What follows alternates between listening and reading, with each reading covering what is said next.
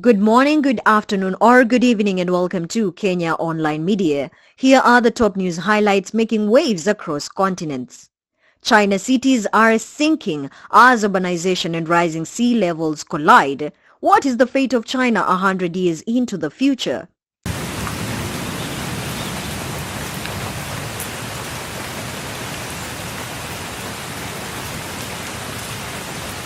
Meanwhile, in Japan, over-tourism is threatening the UNESCO heritage status of Mount Fuji as Japan implements an 8-foot barrier to block the view from Fuji Kawaguchiko town. それはありがたいことでもありますが、そのオーバーツーリズムですね、この多くの人によってもたらされるゴミ、それからトイレの問題、こういったものがですね、今危機的な状況に、このままの状態にしておくと、富士山はもう Over in West Africa, Mali grapples with a catastrophic heat wave with temperatures hitting a historic 48.5 degrees Celsius and 102 heat-related deaths reported in Bamako. We've noticed a rise in temperatures. This is a reality. At the level of our consultations too, we've noticed this taking a toll on sick people. Now ride along with me, Sky Kakwe, as we dive deeper into these stories.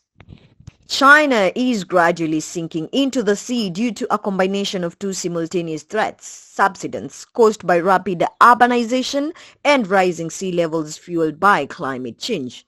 This unprecedented subsidence, measured for the first time, poses a monumental threat to the nation, with half of its territory sinking faster than 3 millimeters per year. With a population of over 1.4 billion and an estimated 600 million buildings dotting its landscape, China stands as one of the most densely populated and urbanized countries in the world. However, this rapid urban expansion has come at a significant cost, as vast swaths of land are now succumbing to subsidence at unprecedented rates. Attributed primarily to the relentless extraction of groundwater to sustain China's booming urban centers and industrial complexes, the relentless depletion of aquifers has triggered widespread land subsidence. Furthermore, the exacerbating effects of climate change, notably rising sea levels, have compounded the nation's woes, accelerating the rate at which vast coastal regions are being engulfed by the sea. According to projections based on current trends, if urgent action is not taken to mitigate these factors, China could find itself submerged below sea level within the next century. This catastrophic scenario would have profound implications not only for China but for the entire global community, given its status as the world's most populous country and a major economic powerhouse. The impact on China's population, already the world's largest, cannot be overstated. Cities like Shanghai, Beijing, and Tianjin, home to millions, face heightened risks of inundation and infrastructure damage. As buildings sink into the ground, crucial urban facilities like roads, railways, and utilities suffer, further exacerbating the challenges of urban living. Coastal megacities like Guangzhou, Shenzhen, and Hong Kong are on the front lines of this battle against the encroaching sea. The economic implications are dire, with vital ports, industrial zones, and residential areas threatened by inundation. The displacement of populations and disruption of vital economic activities loom large, necessitating urgent action to mitigate the impact. As the world watches with bated breath, the fate of China hangs in the balance. Will concerted efforts to address the root causes of subsidence and climate change be enough to avert disaster? Or is the nation destined to become a cautionary tale of unchecked urbanization and environmental degradation? Only time will tell. In other news, in response to a surge in tourism and the ensuing challenges, Fuji Kawaguchiko, that is a town at the base of Japan's iconic Mount Fuji, is gearing up to implement a drastic measure: an 8-foot barrier to limit access to the revered mountain. The move comes as authorities grapple with the aftermath of the COVID-19 pandemic, which has exacerbated issues of overcrowding, littering, and disregard for traffic regulations among tourists. Miho Sakurai, a dedicated ranger stationed on Mount Fuji, voiced concerns over the escalating problems caused by the influx of visitors. She stated that tourists are overwhelming the area, leaving behind litter and ignoring crucial traffic rules. She emphasized that there is a genuine fear that Mount Fuji could lose its prestigious UNESCO World Heritage status earned back in 2013 if a decisive action is not taken. Mount Fuji holds a significant place in Japan's cultural and natural landscape. Revered for its majestic beauty and spiritual significance, it has long been a pilgrimage site and a source of inspiration for artists and poets. Designated as a UNESCO World Heritage Site, Mount Fuji attracts millions of visitors annually, drawn by its breathtaking vistas and cultural allure. However, the post-pandemic surge in tourism has strained the delicate ecosystem surrounding the mountain and challenged the capacity of local infrastructure to manage the influx. The decision to erect a barrier represents a bold attempt by authorities to strike a balance between serving Mount Fuji's natural heritage and accommodating the needs of visitors. The proposed barrier, standing at 8 feet tall, aims to regulate access to certain areas of Mount Fuji, particularly those most susceptible to environmental degradation and overcrowding. It is part of a broader strategy that includes enhanced visitor education, stricter enforcement of regulations, and investment in sustainable tourism initiatives. While the barrier has garnered support from some quarters, it has also sparked debate among residents and stakeholders. Critics argue that it may deter tourists and undermine the economic vitality of the region, which relies heavily on tourism revenue. Balancing conservation efforts with the economic interests of local communities remains a formidable challenge for policymakers. As Fuji Kawagujiko prepares to implement the barrier, the initiative underscores the urgent need for collaborative solutions to address the complex issues posed by over-tourism. With Mount Fuji's heritage status hanging in the balance, stakeholders must navigate the delicate balance between preservation and progress in safeguarding this cultural and natural treasure for generations to come. それはありがたいことでもありますが、そのオーバーツーリズムですね、この多くの人によってもたらされるゴミ、それからトイレの問題、こういったものがですね、今危機的な状況に、このままの状態にしておくと、富士山はもう近い将来、世界の皆さんから見放されてしまう。世界標準の観光地と比べると、富士山というのは下の方に行ってしまう。そんな危機感を今非常に持っています。In other news, Mali, a landlocked country in West Africa, finds itself in the grip of an unprecedented heat wave, with temperatures soaring to record highs. Today, Thursday, the provisional weather forecast predicts 41 degrees during the day. So this interval will last for a week. Let's be careful. Don't go out in the heat. We must protect ourselves against this heat.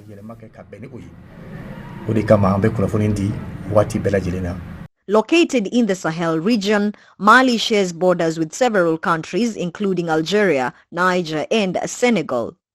The nation's geographical location exposes it to extreme weather patterns, and the recent scorching temperatures have pushed the limits of survival for its people.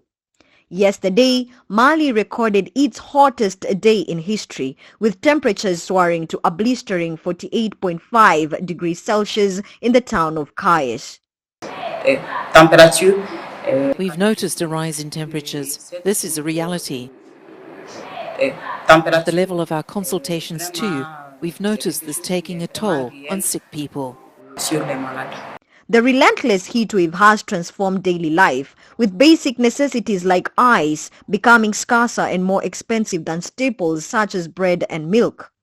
The soaring temperatures have not only strained the economy, but have also taken a devastating toll on public health. In Bamako, Mali's capital, a single government hospital has reported a staggering 102 heat-related deaths. The lack of adequate infrastructure and medical resources has exacerbated the crisis, leaving healthcare workers overwhelmed and unable to cope with the influx of patients.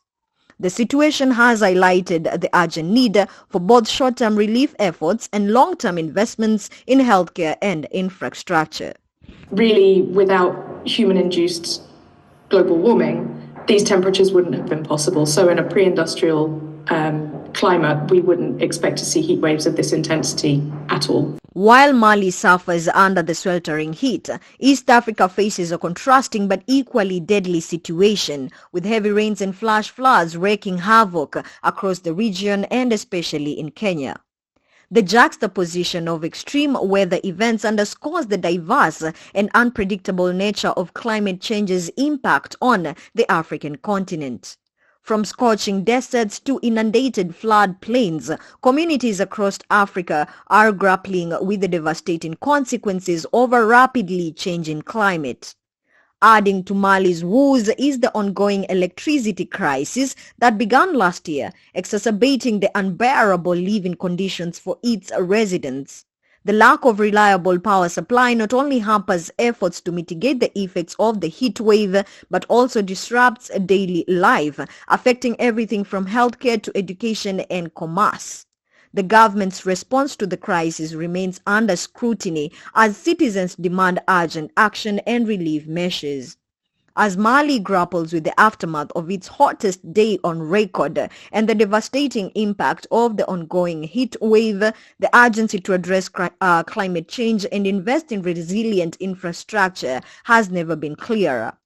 The recent events serve as a stark reminder of the interconnectedness of global climate systems and the urgent need for collective action to mitigate its effects and protect vulnerable communities worldwide.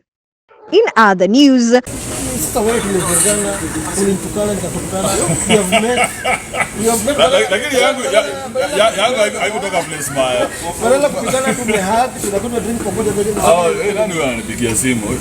must be somebody who wants me to stop talking to you. So what's your number? Fuck, get the fuck out of here. Get the fuck out of here. Fuck you. Fuck you. Bye.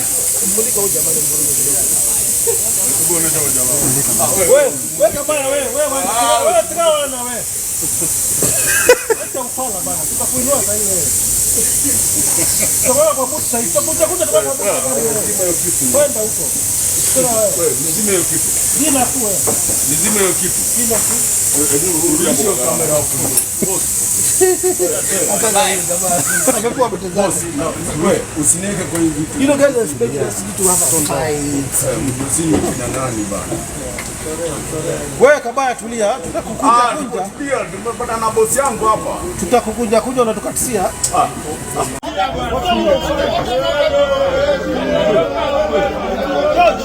George.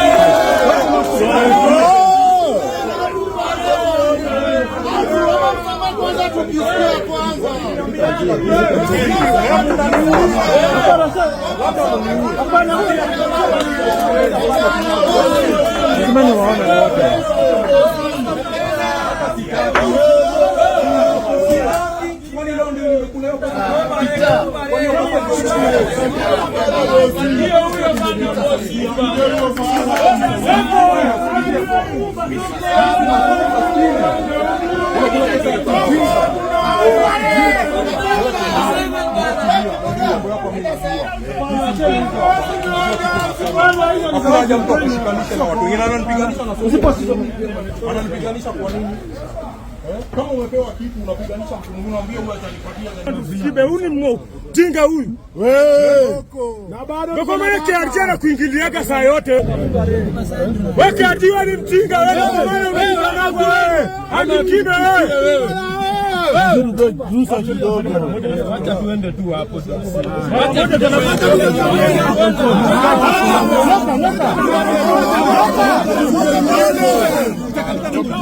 Wewe Kibe nilikuwa nakuja kukupa wewe leo.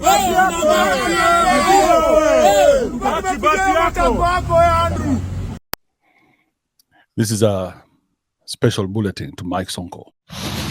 Yeah. Good morning, everyone. Mike Mbuvi Sonko. I saw your long sermonette, 10 minutes of pure nonsense. What? Bado niko kwa huyu msenge huyu Andrew Kibe. What are you talking about, Mike? Jana ulitafuta sijui kwa Instagram, sijui ulikuwa live kwa sijui Facebook. What are you saying? I invited you to my show many times over. It's no secret about that. Lakini wewe ni mtu mdogo sana. Yeah? Wewe ni mtu mshenzi, mtu mdogo. Wewe kuniforce mimi Sonko ama Sonko kuingia kwa life yako. Even when we were doing this challenge for the 100K. You've been trying before to invite. I still had my producer invite you because I thought you are the person who would see an opportunity and jump on it. But apparently you're a lambistic, puny little shit. And for that, I have a strong whip for you, puny ass. Yes, sir. I've had to stop. Bro, I've just finished a 5.5 hour show. I didn't stop it. I was going to say stop it. I just finished a 5.5 hour show. I decided, let me record something for you because your puny ass doesn't seem to be getting this shit. Sonko re, ojitaje. Sonko ama Sonko. Hata nikuoneshe. Unajua unafikiri nikaa we needed you. So if you are looking for money for YouTube, yeah, ndio ulipwe ama for views ama for comments, then you are wrong, my brother. We wanted you, but we didn't need you. Fuck, get the fuck out of here. Get the fuck out of here. Fuck you. Fuck you. Bye. Wewe kabana wewe tukawa na wewe. Acha ufala bana. Tutakuinua sasa hivi. Sababu kwa mtu sasa tutakuja kwa mtu kwenda huko. Wewe nizime hiyo kitu. Dina tu wewe. Nizime hiyo kitu. Dina tu. Hebu rudisha kamera hapo. Boss. Hata na amekuwa mtezaji. Wewe usiniweke kwa hivi vitu. You know guys expect us to have a fight. Usini kina nani bana. Well, that's all for today's highlights. Join me same time, same place, even for more highlights. Also, don't forget to visit our website at www.kom.co.ke for more news. Reporting for Kenya Online Media, my good name is Sky Kakwe.